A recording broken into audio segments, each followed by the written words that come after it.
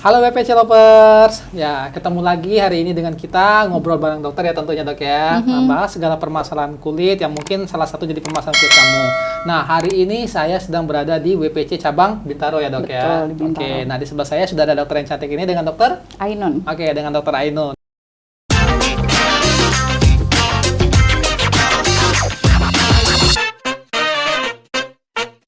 Nah, buat kalian yang ada di sekitar Wijaya Platinum Cabang Bintaro, kalian bisa nanti konsultasi bersama dokter Ainun. Nah, tapi tentunya harus tahu dulu dong, kapan sih praktek dokter Ainun di WPC Bintaro ini? Oke, jadwal saya Dr. Ainun di hari Selasa dan Kamis jam 10 sampai dengan jam 18 WIB. Kemudian hari Minggu jam 12 sampai dengan jam 16 WIB. Oke, nah kalian udah tahu, untuk kalian yang udah tahu jadwalnya, nanti kalau ingin konsultasi bisa datang di hari dan jam yang tadi dokter Ainun udah sebutkan ya dok ya. Atau kalian bisa follow juga IG Wijaya Platinum Bintaro untuk reservasi ataupun tanya seputar treatment. Nanti diarahkan ke klinik. Karena kita masih ada era new normal ya, masa pandemi ya dok ya. Kita tetap menjaga prosedur COVID sesuai dengan standar aturan pemerintah, dan kita sudah ikut menyukseskan program vaksin ya dok ya. Betul. Betul, jadi di WPC Cabang Bintaro untuk seluruh tenaga medisnya sudah dilakukan vaksinasi dan kita mengikuti prosedur kesehatan untuk pelaksanaan terapi semuanya pakai APD. Oke, nah jadi buat kalian jangan khawatir, nggak perlu takut, berkunjung saja ke WPC Bintaro, konsultasikan segala permasalahan kulitmu, jangan ditahan-tahan di rumah ya dok ya. Iya. Kalau ada curhat aja, curhat dalam arti konsul ya dok ya. Iya, jangan kepanjangan jangan ya. kepanjangan ya. Pasti kan masa pandemi ini kan banyak banget masa-masa orang yang bermasalah dengan kulit. Betul. Ya kan, terus terjadi ada banyak mungkin yang saya selama ini merawat diri rutin tapi jadi agak males ya kan. Jadi jangan khawatir, kalian bisa keluar rumah, kunjungin WPC Cabang Bintaro dan sangat aman sekali ya dok ya untuk Insya Allah aman. treatment. Oke, nah hari ini kita akan bahas nih tentang masalah mungkin bumil ya dok ya.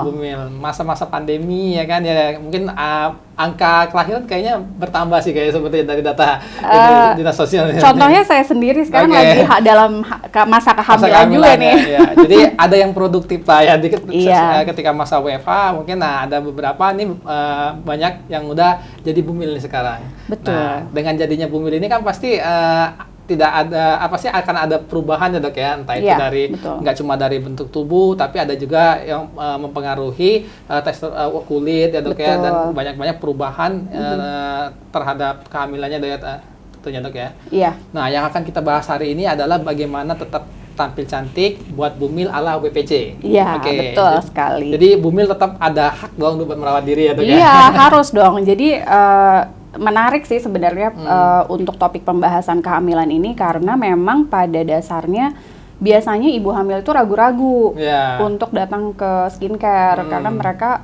langsung berpikir bahwa saya hamil nggak boleh pakai apa-apa nih gitu kan. Hari ini itu yang kita akan bahas tuh, apa aja kira-kira yang bisa dilakukan bumil dari mulai dia hamil sampai dengan nanti pasca melahirkan ya dok ya, perawatan dan treatmentnya yang aman tentunya seperti apa. Nah sekarang kita cari tahu dulu nih dok ya. Nah kalau lagi hamil kayak gini nih dok ya, kira-kira kayak saya maksudnya kayak gini ya, seperti dokter lah ya. Seperti dokter lah. Nah ketika pada masa kehamilan ini dok, nah itu kira-kira apa saja sih perubahan, kan biasanya perubahan hormon tuh dok ya. Nah apakah perubahan hormon ini akan berpengaruh nih pada kulit atau penampilan gitu? Oke. Jadi betul ya WPC Lovers, untuk masa kehamilan sangat berpengaruh terhadap bentuk tubuh, terhadap kesehatan kulit kita juga akan berpengaruh. Karena sangat dipengaruhi oleh perubahan hormon. Itu udah pasti. Yang pertama tuh karena perubahan hormon. Bentuknya dulu berubah gitu ya Mas? Iya, jadi pertama perubahan hormon di awal kehamilan bisa menyebabkan munculnya jerawat karena kelenjar minyaknya jadi lebih aktif. Biasanya pasien-pasien di trimester pertama itu udah mulai ada pasien yang memang jadi berjerawat. Gitu. Kemudian nanti berlangsungnya kehamilan dia juga akan mempengaruhi kulit kita, yaitu biasanya udah mulai muncul stretch mark. Itu stretch mark itu yang kayak guratan-guratan itu ya? Betul, kok tahu sih? Ya, itu sering lihat sih dulu karena istri hamil juga, gitu ngeliat kok ada kayak getaran-getaran gempa gitu. Kok jahat ya ngomongnya getaran gempa ya. Jadi sebetulnya si stretch mark ini karena perubahan hormon juga, jadi kulit kita tuh cenderung lebih tipis dan memang kan ada peregangan ya, karena si bebek lagi membesar ya. Betul, jadi si perut itu, kulit di perut dan sekitar paha biasanya jadi lebih meregang. Nah, itu sebetulnya bisa kita cegah supaya nggak timbul stretch mark lebih Banyak. Oke. Oh, berarti sebenarnya nggak takdir juga ya, Dok ya? Setiap wanita yang hamil pasti kan megar tuh, pasti ada strep. Tapi nggak semuanya ya mengalami Nggak semuanya, alhamdulillah. Saya sendiri merasa bahwa bisa mencegah si stress mark biar nggak terlalu berlebihan. Nah, ini yang perlu ini biasanya nih, kan ya yang belum tahu. Ya, berarti gitu. strep mark ini bisa dicegah ya, Dok ya? Bisa dicegah, maksudnya meminimalisir ya. Oke. Nah terus nanti setelah melahirkan juga bisa kita treatment juga itu nantinya. Terus selanjutnya selain itu mungkin pada beberapa ibu hamil bisa juga timbul flek-flek hitam karena itu juga perubahan dari hormon. Dari hormon. Gitu. Jadi ada 3 ya secara garis besar ya, masalah yang terjadi ketika bumil lagi masa-masa fase trimester 1 sampai dengan ketiga ya, Dok ya. Yaitu antara lain timbulnya jerawat, terus bisa terjadinya flek, dan yang pasti tadi ada stigma yang ganggu banget tuh, Dok. Betul. Ya kan. Nah, berarti ada banyak banget tadi kan perubahan kulit yang terjadi dari mulai muka sampai ke badan ya, Dok ya, tentunya ya. Nah, caranya nih, Dok, kalau biasanya kan sebelum ke perawatan, biasanya kan ibu hamil itu kan pasti tetap pakai skincare kan untuk sehari-hari ya, Dok ya. Betul. Nah, kira-kira tuh, Dok, skincare apa sih yang recommended untuk hamil, dan ada nggak sih jenis-jenis skincare yang mungkin harus dikurangi ketika masa kehamilan?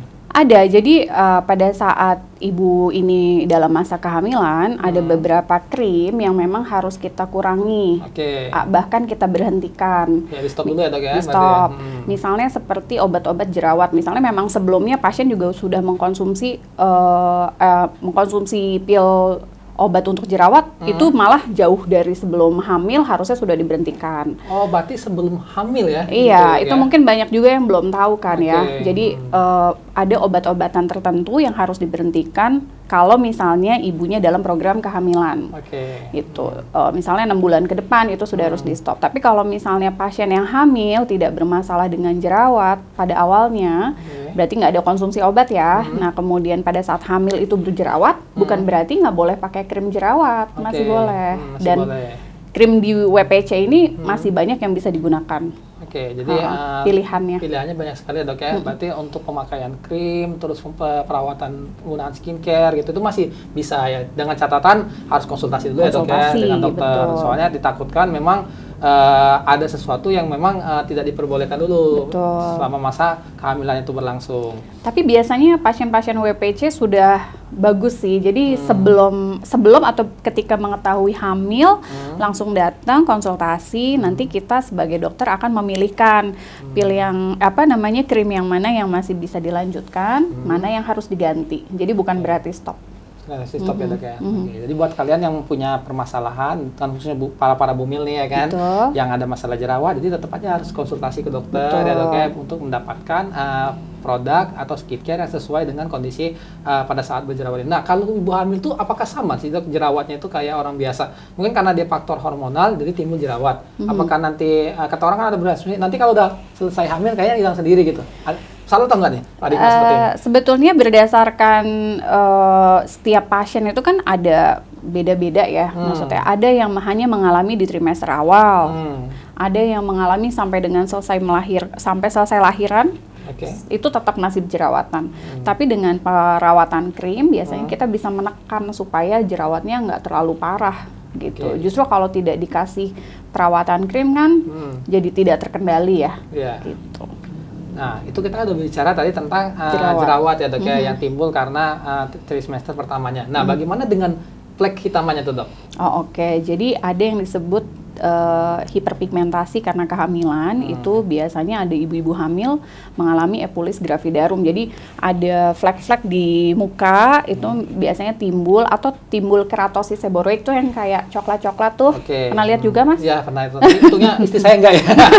Kalau stigma itu lumayan banyak.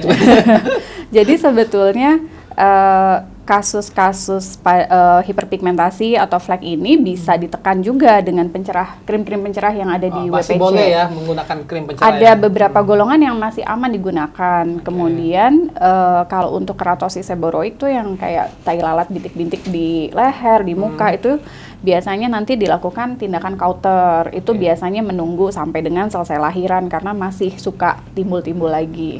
Gitu. Nah, jadi sebenarnya balik lagi ya dok ya, setiap krim yang dipakai kalau memang dalam pengawasan dokter itu tentunya sangat aman ya dok untuk dipakai pada saat kehamilan. Nah, tadi kita udah berbicara tentang skincare ya dok ya. Nah, bagaimana untuk treatmentnya? Kadang kan orang kan pinginnya kan cepet nih kalau pakai produk kan mungkin dia untuk meminimalisir tadi ya. Nah, ini kira-kira boleh nggak dia treatment gitu pada saat kehamilan? Atau treatment apa aja sih yang kira-kira masih bisa direkomendasikan untuk para ibu hamil ini? Boleh sih sebetulnya untuk treatment di klinik masih banyak sekali pilihan yang bisa dilakukan, apalagi di WPC kan banyak pilihan treatmentnya. Seperti facial, kalau nggak dibersihin kayak nggak facial sama sekali atau microdermabrasion itu kan pasti mukanya jadi kusam. Jadi untuk menjaga supaya kulitnya justru nggak makin kusam, nggak makin kelihatan butek gitu ya, tetap harus melakukan facial nggak apa-apa karena bahan-bahan di kita pun banyak yang organik. Facial, kemudian mau ada tindakan eye cell untuk ada tindakan di cabin, itu juga boleh gitu. Jadi masih bisa melakukan tindakan-tindakan yang sifatnya itu untuk pencegahan tadi ya, treatmentnya di awal ya dok ya. Jadi jangan, ada kan orang paradigma nih, biasanya kalau udah jadi bumil tuh ada dua pilihan, ibunya suka dandan perawatan atau ibunya malas-malasan buat perawatan, anak laki-laki, anak perempuan deh ya kan. Tapi sebenarnya itu paradigma yang salah sih. Itu lebih ke sugesti juga ya. Dok, ya. Jadi kalau udah kucil jangan diterusin aja ya dok ya. Iya, kasihan dong suaminya. Iya, kasihan suaminya.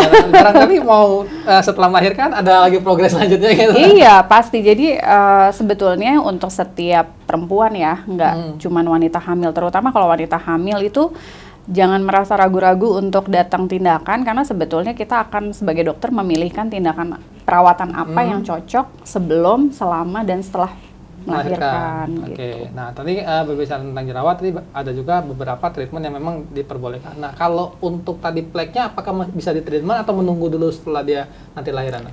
Kalau untuk flek kita sebenarnya melakukan perawatan dengan krim dulu, kemudian untuk tindakan-tindakan yang lebih agresif gitu ya, atau menggunakan chemical peeling yang cukup kuat gitu, itu sebaiknya ditunda. Sementara ditunda dulu ya dok ya.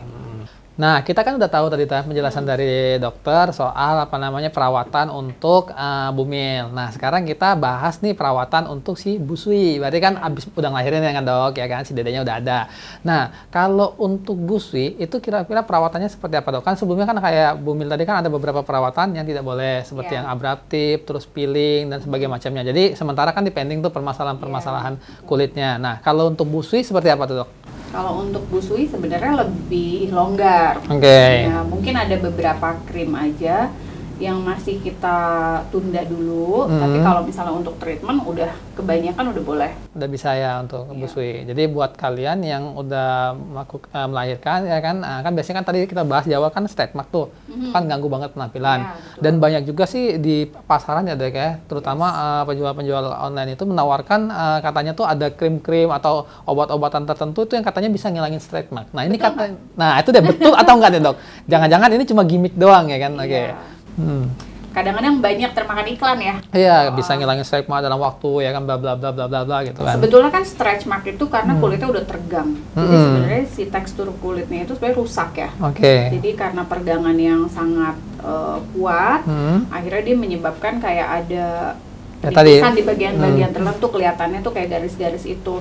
Biasanya ada treatment-treatment yang bisa membantu meminimalisir stretch mark. Jangan salah, bukan menghilangkan ya. Nah, kalau krim lebih tanda tanya lagi.